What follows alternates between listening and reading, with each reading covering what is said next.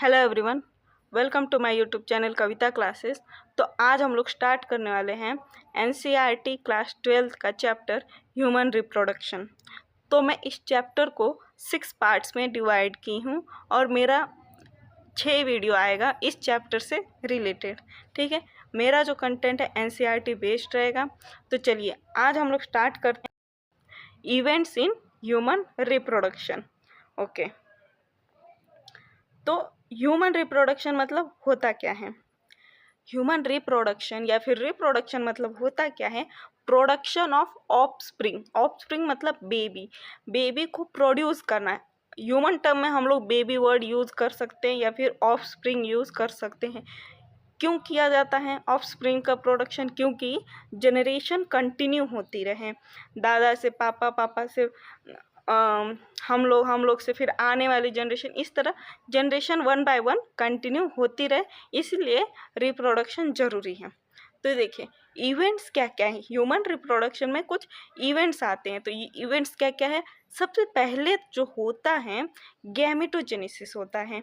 Gametes का formation मतलब ही होता है गैमेटोजेनेसिस। यहाँ आप लोग वर्ड्स को तोड़ सकते हैं। देखिए वर्ड्स को आप लोग तोड़ सकते हैं कि गैमीट जेनेसिस, गैमेट बनता है, फॉर्मेशन ऑफ गैमेट्स। तो मेल में अलग गैमेट बनता है, फीमेल में अलग गैमेट बनता है। मेल में बनता है स्पर्म और फीमेल में बनता है ओवा। इसीलिए मेल बॉडी में क्या होता है? स्पर्मेटोजेनेसिस, और फीमेल बॉडी में क्या होता है? oogenesis। ओके, देन अब गैमेट तो बन गया, उसके बाद क्या होगा?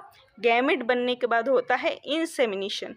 इंसेमिनेशन मतलब क्या होता है कि transfer of sperm into female reproductive tract. देखिए मेल बॉडी के अंदर स्पर्म बन गया, तो अब इसको क्या होना है? फीमेल के रिप्रोडक्टिव ट्रैक्ट के अंदर ट्रांसफ़र करना पड़ेगा, तभी ऑफस्प्रिंग बन पाएगा, तभी उसके बाद का प्रोसीजर हो पाएगा।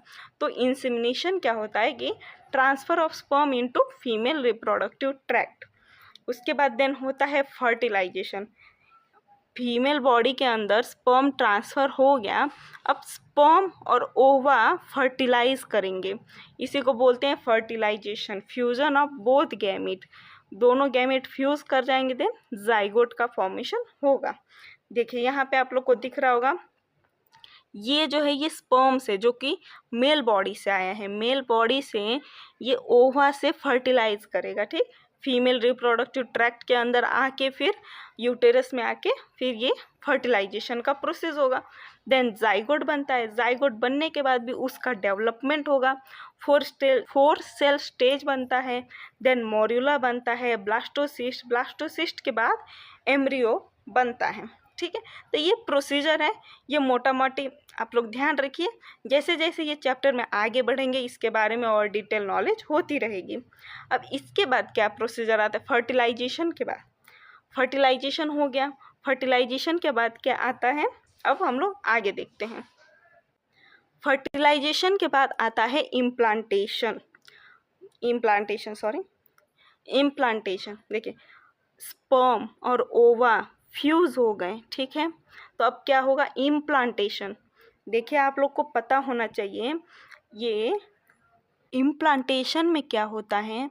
Attachment of blastocyst. ब्लास्टोसिस्ट जो है वो यूटेराइन एंडोमेट्रियम से अटैच होता है। देखिए ये है फैलोपियन, ये यूटेरस है, फीमेल बॉडी का यूटेरस है, उसमें फैलोपियन ट्यूब में, यहाँ फैलोपियन ट्यूब में फर्टिलाइजेशन होता है स्पर्म और ओवा का।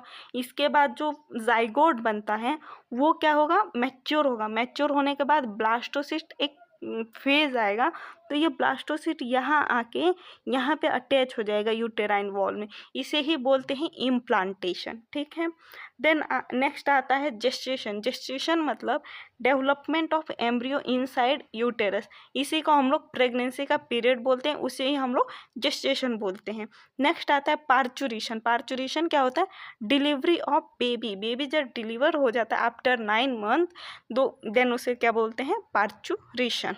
ठीक है, क्लियर है? ओके, अब हम लोग नेक्स्ट पढ़ते हैं the reproductive event in male and female. दोनों में कौन कौन से इवेंट्स आते हैं, एक होता है स्पर्मेटोजेनेसिस, एक होता है oogenesis। इसमें डिफरेंस क्या है वो आप लोग एक बार ध्यान रख लीजिए, ठीक है। जो स्पर्मेटोजेनेसिस है मतलब स्पर्म का फॉर्मेशन जो है वो कब स्टार्ट होता है, वो बॉयज़ में प्यूबर्टी के एज में स्टार्ट होता है, मतलब जब लड़का 13 या 14 साल का होगा तब उसमें स्पर्म बनना स्टार्ट होता है। लेकिन on the other hand girls में ये चीज़ थोड़ा अलग होता है।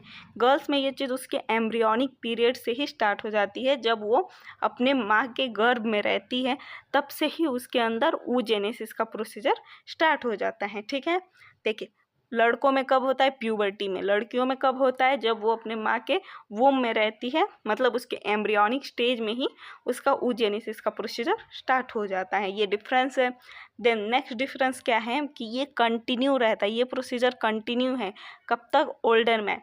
स्पर्म्स का बनना ये टिल डेथ होता है, जब तक वो इंसान मर नहीं जाता तब तक उसका स्पर्म बनता रहता है। लेकिन लड़कियों में ये चीज़ अलग होती है। लड़कियों में एक पर्टिकुलर एज तक ही ओवा का फॉर्मेशन होता है, मतलब ओवा का मैचुरेशन होता है। जब वो ओवा बनना या फिर मैच्योर होना रुक जाता है तो उसे बोलते हैं मेनोपॉज, ठीक। ये कब तक होता है, ये होता है 40, 45 या 50 की उम्र तक मेनोपॉज आ जाता है। देन उसके बाद मेंस्ट्रुअल साइकिल स्टॉप हो जाती है, ठीक है। ओके, अब आता है types of sex organ.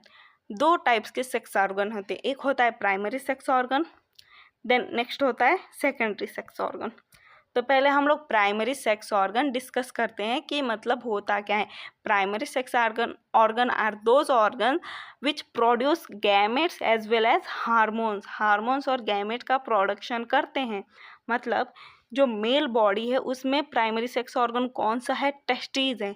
Testis क्या करेगा, एक तो स्पर्म बनाएगा और एक हार्मोन प्रोड्यूस करेगा, कौन सा, टेस्टोस्टेरोन। और फीमेल बॉडी में क्या होगा, फीमेल बॉडी का सेक्स ऑर्गन कौन सा है, प्राइमरी, ओवरी। ओवरी क्या करेगी, ओवा का फॉर्मेशन करेगी और हार्मोन्स कौन सा बनाएगी, ईस्ट्रोजन एंड प्रोजेस्टेरॉन, इसलिए इसे बोलते हैं प्राइमरी सेक्स ऑर्गन, ठीक है। अब आते हैं हम लोग सेकेंडरी सेक्स ऑर्गन के पास। सेकेंडरी सेक्स ऑर्गन कौन कौन सा है, ये क्या करता है, सेकेंडरी सेक्स ऑर्गन जो है वो सपोर्ट करता है, मतलब जो भी रिप्रोडक्शन में जो चाहिए होगा सपोर्ट, ये कौन प्रोवाइड करता है, सेकेंडरी सेक्स ऑर्गन। या फिर स्टोरेज का, ट्रांसफ़र का काम में, गैमेट्स के मैचुरेशन में भी ये सपोर्ट करता है। तो ऐसे कौन कौन से ऑर्गन्स हैं सेकेंडरी सेक्स ऑर्गन, मेल में होते हैं वास डिफरेंस, इपिडिडाइमस और भी सब है, वो आप लोग को नेक्स्ट जब हम लोग मेल रिप्रोडक्टिव सिस्टम पढ़ेंगे, जब हम लोग फीमेल रिप्रोडक्टिव सिस्टम पढ़ेंगे तो डिटेल में पता चलेगा, ठीक है। तो फीमेल में सेकेंडरी सेक्स ऑर्गन कौन कौन सी है, फैलोपियन ट्यूब है, यूटेरस है और भी सारी चीज़ें हैं, वो हम लोग नेक्स्ट वीडियो में डिस्कस करेंगे अच्छे से, ठीक है। आया समझ में, primary sex organ and secondary sex organ कौन कौन से हुए, ठीक है। अब आते हैं, चलिए अब तो ये फाइनल हुआ कि इवेंट्स क्या क्या हैं। जो भी रिप्रोडक्शन, ह्यूमन रिप्रोडक्शन के लिए जो जो भी इवेंट चाहिए होते हैं ये हम लोग समझ लिए। गैमेटोजेनेसिस क्या होता है, सेक्स ऑर्गन क्या होता है, ये सब हम लोग समझ लिए। अब नेक्स्ट हम लोग देखेंगे नेक्स्ट वीडियो में मेल रिप्रोडक्टिव सिस्टम, ये नेक्स्ट वीडियो में देखेंगे।